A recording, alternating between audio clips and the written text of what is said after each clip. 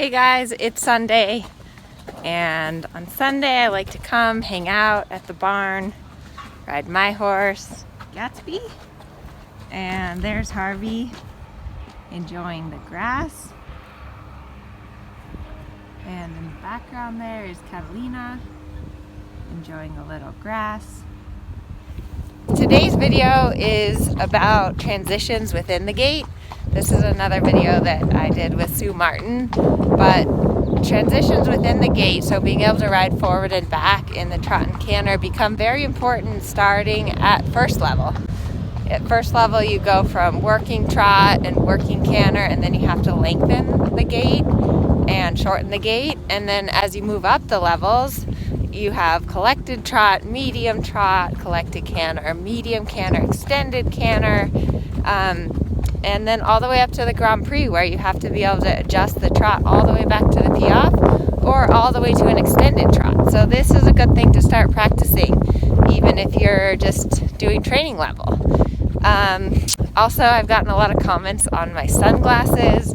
Just so you guys all know, they're from the dollar store. So if you are interested in getting a pair like this, check out the dollar store and comment below. Let me know where you get your sunglasses, and also if you are cheap like me, so that you can afford your horse.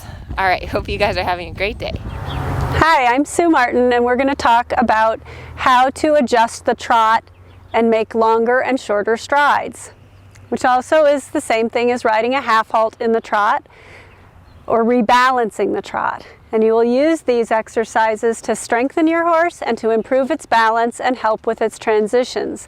So we worked a lot earlier today on transitions from one gait to the other. Now Amelia's going to stay in trot, and she's going to ride a big forward working trot, and then she's going to bring the horse back to a few strides of collected trot, or smaller trot in his case, because he's not that educated.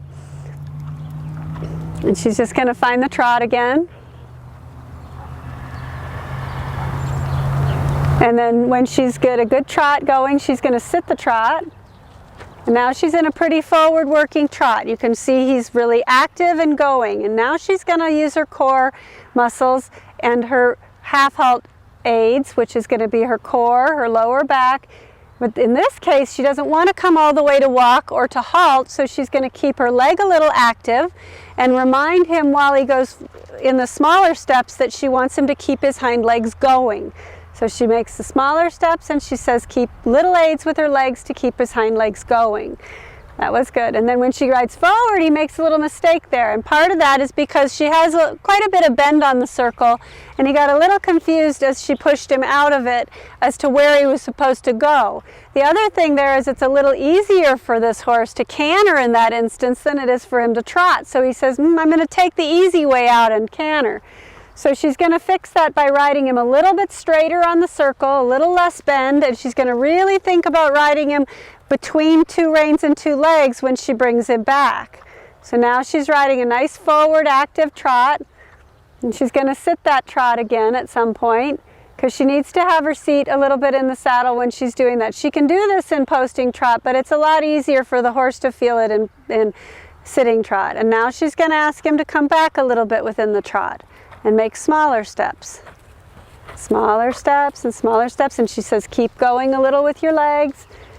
Good, and forward again. And then she has to push him out very equal. She tries to keep the contact and the rein the same. That was quite good. And now she's going to bring him back again, and she doesn't want to pull back, so this is all getting him to listen on her seat.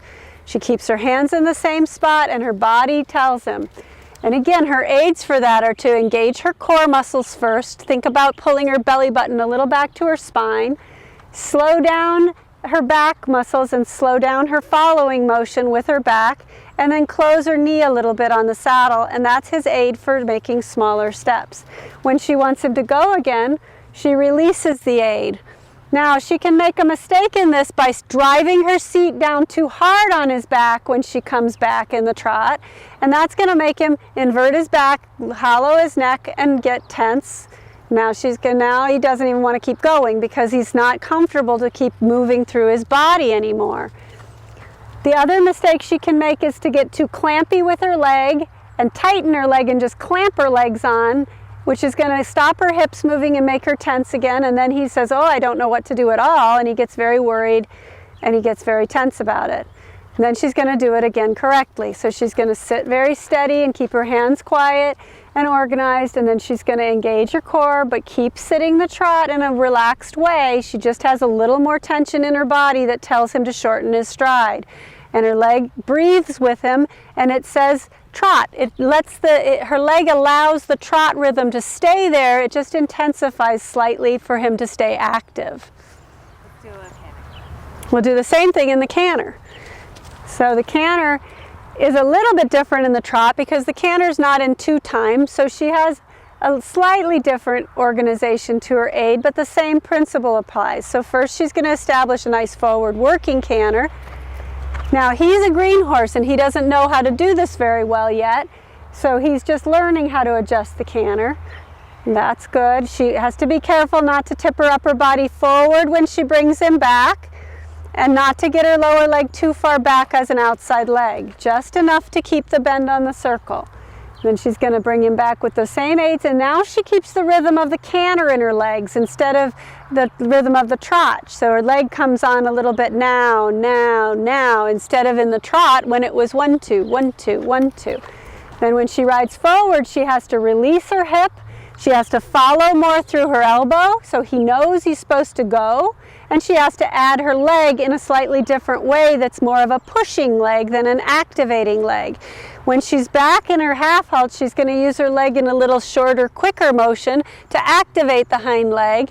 And when she goes forward, she's going to use it in a little more solid, steady motion to push him forward in the canter. Same things can go wrong here. She can be cantering and she can use too much of a rigid aid in her body and make the horse invert and get tense. So this time she's going to go forward and she's going to get a little tense in her body and rigid in her legs and see what happens when she asks for that half halt. So now she's going nice and forward. Now she's going to half halt rigidly. Oh, and she's pushing him away from her, and she actually made him go faster at first, and now she has to pull really hard on the rein to get him to come back, and he doesn't like that very much. He's a good sport about it though. So now she's going to go back, and the other thing she can do is she can clamp her legs and lean forward, and so that and drive her seat down onto his back when she's half halting. We kind of saw this when we were working on position a few weeks ago too. It's the same thing, but she's trying at this point to affect the horse, and it's not very successful. Now she's going to follow again a nice working canter with her seat properly, and then she's going to engage her core. She might cluck to him a little bit to tell him, I don't want you to stop cantering. The other thing she might have to do on a young horse is give a little aid for canter while she's there. Maybe you could do that in front of, on this side of the circle, Amelia. So go forward again once around, and then do your collection on this side of the circle and give him a little aid for canter with your right leg while you're going on the outside there. So now she's in working canter again. And so that he doesn't think he's supposed to trot here, she brings him back and she gives the aid for canter again now, like that. And so she's just taking her outside leg back a little bit more and saying canter with it. He might bring his haunches in a little bit because he's green, and we won't worry too much about that right now.